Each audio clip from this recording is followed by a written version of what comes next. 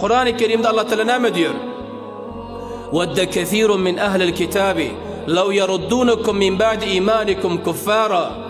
Allah Teala diyor, şu Yahud bile Nasara diyor, bunların etyon koşişe, talaşı, şu ki Müslümanlar dubara Yahudiyet alıp barsa, Müslümanlar dubara Nasraniyet alıp barsa, Müslümanlar dubara şirkiyatlar alıp barsa, bunların etyon koşişi ana şul deyip Allah Tebarek ve Teala şöyle diyor. Ne için? Yahud'dan yiyoruz mu bizler? Yahud'un kisesinden harc ediyoruz mu bizler? Ne edip Yahudiler bizler yine kafir edecek oluyor? Ne edip Yahudiler Müslümanların yaşap yürürlüğüne hiç görübilen yok. Bakilçilik ediyor, içgaraçılık ediyor. Allah Teala öz cevap veriyor. Hasadan min indi anfusihim. Ne hasad edip? İçgaraçılık edip. Müslümanların terakkiyatını Yahud görübilmiyor. Peygamber Huda Aleyhisselam zamanında sahabaların terakkiyatını Yahud görübilmedi. Bu zamanda da Yahud Müslümanın terakkiyatını görübilmiyor. Peygamberin zamanında Yahud Müslümanları teşev oluyordu.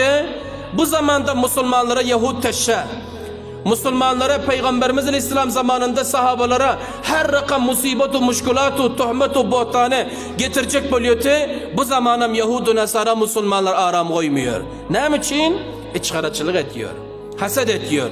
Yahudu Nasara'da aslan avvaldanım hased var. Avvaldanım bunun yüreklerinde hased var. Musa Aleyhisselatü